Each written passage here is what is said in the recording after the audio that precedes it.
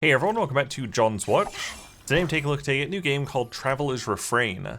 This game was released on Steam on April 11th, 2025.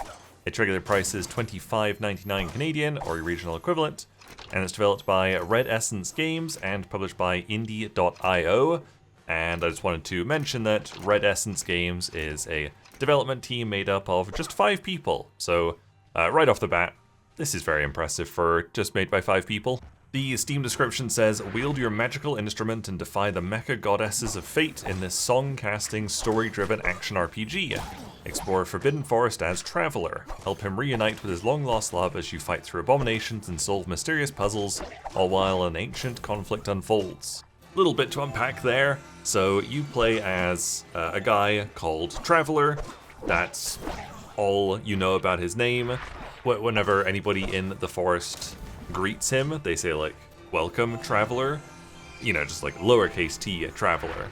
And the first time it happens, he's like, how do you know my name? And I was like, oh, okay, interesting name, but that's the name he goes by in this world. He isn't able to right from the start of the game, but a little ways in, he finds it's some kind of musical stringed instrument, maybe like a sitar, banjo kind of thing. It might be a real instrument, but I haven't seen anything like it. But he gets that, and then he basically unlocks the ability to play songs, which translate to spells in this game.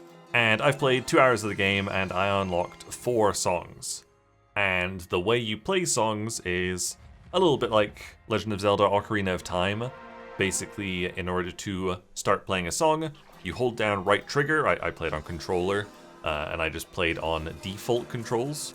You hold down right trigger, and then you need to move either your left stick or the D-pad in 4 directions. Basically, you've got 4 inputs to play the song, and as long as you get the 4 inputs correct, you play the song.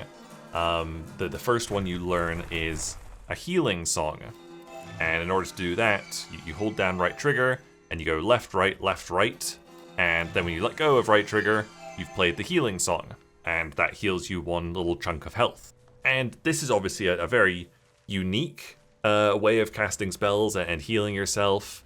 Later on, you're able to, you unlock like a phantom dash, which lights things on fire behind you. Didn't find any use for that personally, apart from in the tutorial when you unlock it. And there's another one where you can make like these spiky rocks come out of the ground. Also didn't find a use for that one. And so yeah, it is very unique. It's really cool that you play songs and you play these, or you do these button combinations to cast these spells. And I really didn't like it at all. Like, I love the concept behind it, but I really struggled to remember any combinations apart from the healing one. That's the only one I could tell you off the top of my head.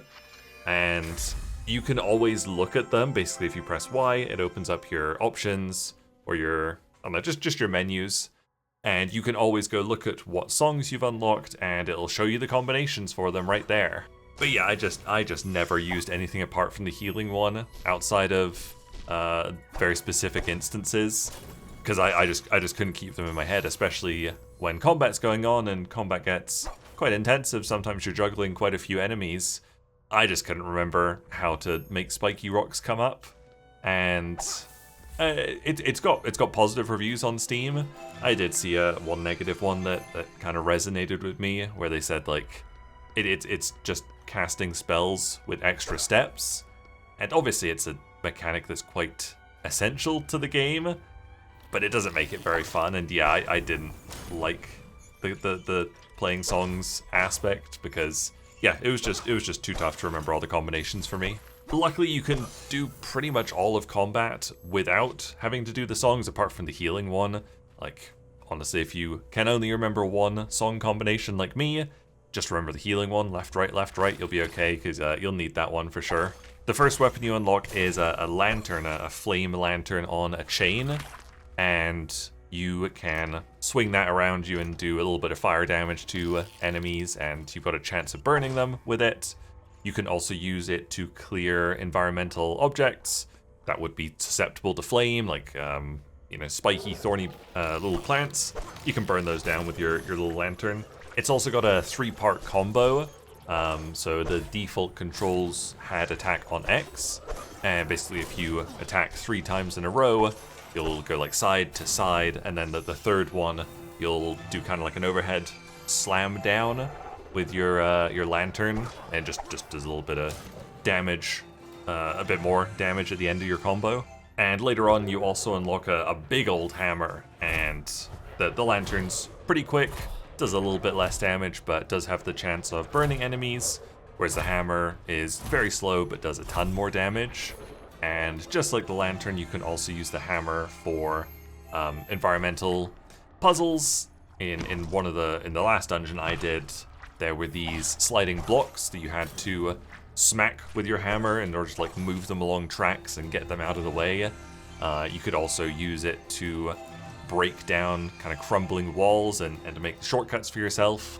Those are the only 2 weapons I found. This was just in 2 hours, so I'm assuming there's probably more later on in the game. The game is a little Soulsy, I guess. You've got a stamina bar, you've got a health bar, you've got a dodge roll. Kind of a lot of the elements are there. There are like bonfire equivalents, I guess. There's these fountains with a statue of 2 deers at them, and when you approach one, it heals you, and then if you interact with it, you can use your not souls to not level up, but you can use them to upgrade your skills. So for example, you can upgrade all of your songs, you can upgrade your weapons. I upgraded the healing song to its next level, and by default when you do the healing song, it heals 1 chunk of life.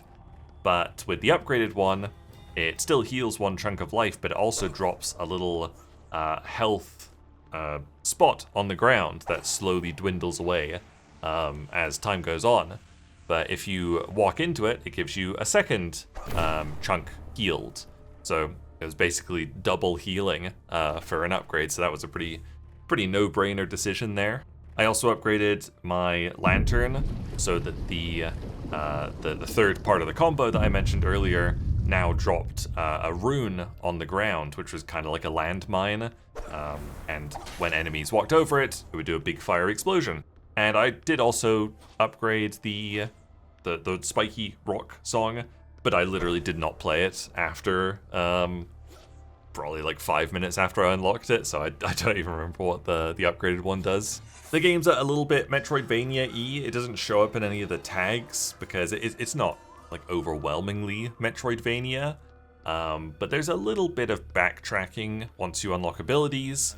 Like once I unlocked the hammer and saw that I could use it to push these big blocks around. I remembered earlier in the game where I'd also seen big blocks like that, so I would have to backtrack a little bit to unlock things like that. There's a 4th song I unlocked that was all about specifically opening like very specific doors, and again I remembered seeing doors like that earlier on that I would also have to backtrack to.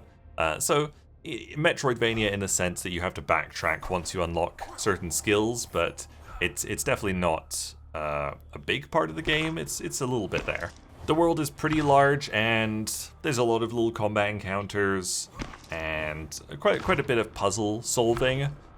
The puzzle solving was mostly fine, but one of the last ones I did in one of the dungeons I did was super tedious. It had me running back and forth between like 2 points a lot, and it really frustrated me. Like there was no need for it to be as tedious as it was. I think that was an outlier. The rest of the puzzles haven't been too bad. But yeah, that one definitely stuck out as being a little bit unnecessary. Every character is fully voiced, which is very impressive. The main character's okay. He's got like a good voice, I guess, but it's just a little bit monotone, I found. All the voice acting's fine. It's it's good. But obviously super impressive that it is all voiced. Like, that's amazing. I think I found 1 bit of text, like literally like 2 pages of text that wasn't voiced in 2 hours. So that's really good. And yeah, it's not bad voice acting at all. Just wish that the main character was a little bit more expressive, I suppose, but it's fine. The story is decently interesting. Like the description said, you have to help Traveler reunite with his long-lost love, and he very slowly tells you bits and pieces about his past with this person, and, you know, how they met, how music was important to them, things like that. So I think the story's pretty decent, and it's kind of drip-fed to you, which I don't think is bad at all. Like, it's you slowly get little bits of it, and it's quite nice. Having said all that, I didn't love this, honestly. It's fine. It's not particularly expensive, to be honest. It looks really nice. It controls decently smoothly. I just found the combat a little, I don't know, just a little Even less than 2 hours in, I was starting to skip combat encounters because it just didn't seem like there was too much point in them. At least there's a little bit of variety when you get different weapons. But yeah, the combat, it was just fine. And then, you know, I didn't gel with the music spell casting, so I just didn't really want to interact with that part of the combat. So yeah, I think it's fine. I think it's probably good. It just didn't really do it for me. But I think on Steam, it's out of the 23 reviews, only 2 of them are negative. So it might be your kind of thing. But yeah, I'm not gonna play any more of it, I don't think. There you go, that was a look at Traveler's Refrain. Thank you guys very much for watching. Make sure you leave a like and subscribe if you enjoyed this video, and I'll see you guys later. Bye!